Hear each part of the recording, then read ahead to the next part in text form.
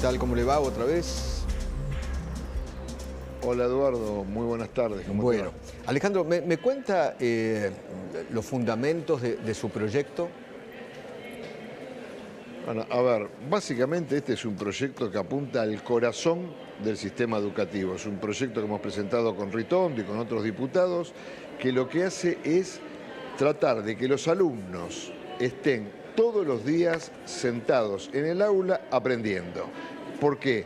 Porque el único eje del sistema educativo son los chicos, Eduardo. Si no hubiese chicos que necesitan aprender, no habría escuelas, no habría docentes, no habría sindicatos. Entonces, ese es el gran fundamento. ¿Y qué decimos? Que en caso de que haya una huelga, una medida de fuerza, los primeros 2 días continuos o discontinuos, la escuela debe estar abierta por el directivo. Puede ser el director, puede ser el vicedirector o el secretario. Y debe haber una dotación mínima del 30% docentes y no docentes que den clases, que se organicen. A partir del tercer día, continuo o discontinuo, se eleva el 50%. Si la directora no hiciese esto, tiene que justificarlo. Si no lo justifica, es falta grave. Y si a un docente le toca guardia y no va a trabajar, es una falta injustificada. Es decir, lo que nosotros creemos es que va a haber mucho más del 50%, Eduardo, porque el gran problema es que en los días de paro la mayoría de los docentes quiere trabajar, pero las escuelas están cerradas. Entonces, nosotros creemos en eso. Y esta es una discusión, Eduardo, que nuestros vecinos resolvieron hace 100 años. Por eso nuestros vecinos no tienen una legislación de este estilo, como me preguntó un colega tuyo. ¿Sabes por qué no la tienen? Porque no tienen 30 paros por año, porque no tienen el paro por el Día de la Mujer, no tienen el paro en defensa del compañero Maduro, no tienen paro contra el acuerdo con el FMI, y los chicos están estudiando todos los días.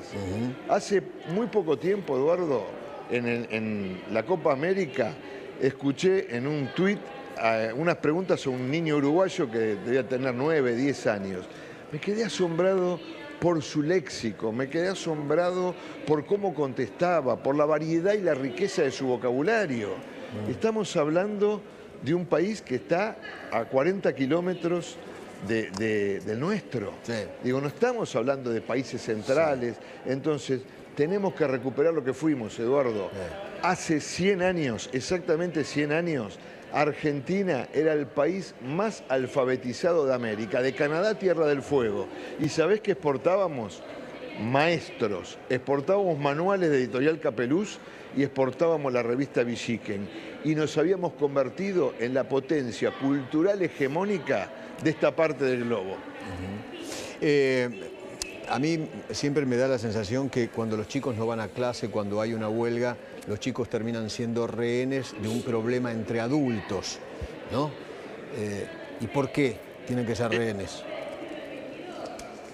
Exactamente, Eduardo. A ver, lo que esta ley intenta es que se terminen esos paros. Que se terminen esos paros. Si algún día se llega a un estado de crisis, donde después de meses de negociar, bueno, no se ponen de acuerdo, la huelga es un derecho legítimo y tendrán que cumplir con esta ley del 50%. Bueno, los que se oponen Ahora, a su proyecto, lo que dicen que lo que se va a afectar es el derecho a huelga.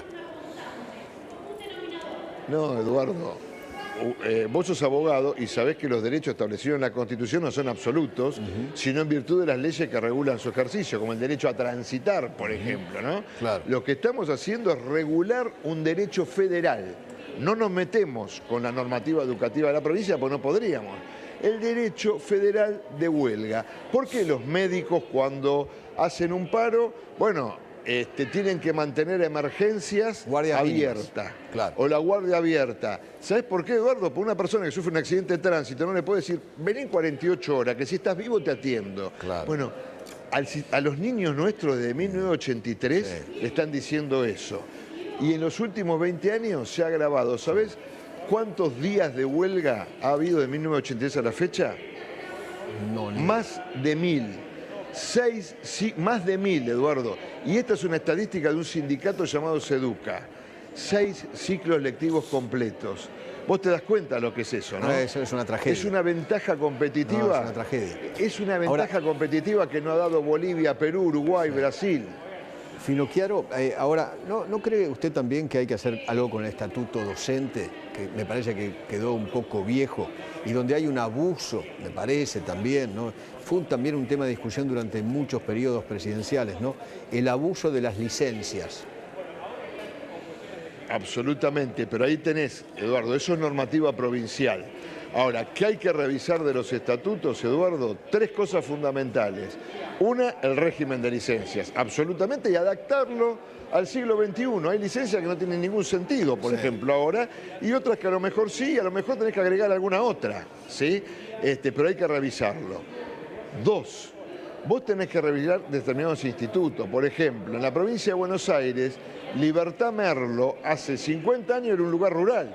Hoy llegan 15 líneas de colectivo, estás a 15 minutos del tren, tiene un centro comercial enorme, pero se cobra ruralidad, ¿no? Claro. Y finalmente hay que sacar de los estatutos docentes cargos que ya no tienen ningún sentido en la escuela, que le sirven a CETERA para tener cargos de base, pero que al final del día, ¿sabés qué hacen? Te achatan la pirámide salarial. Entonces, entre el inspector con la máxima antigüedad y el que recién empieza, hay muy poca diferencia. Pero el Estado no tiene bolsillos de payaso, Eduardo. Tenemos que eliminar cargos docentes que no sirven para el proceso de enseñanza-aprendizaje. Son las 3 cosas fundamentales que hay que eliminar o tratar de los estatutos docentes. Le agradezco infinitamente, ¿eh? Gracias, diputado. No, lo agradezco yo, Eduardo. Gracias, hasta luego, hasta luego.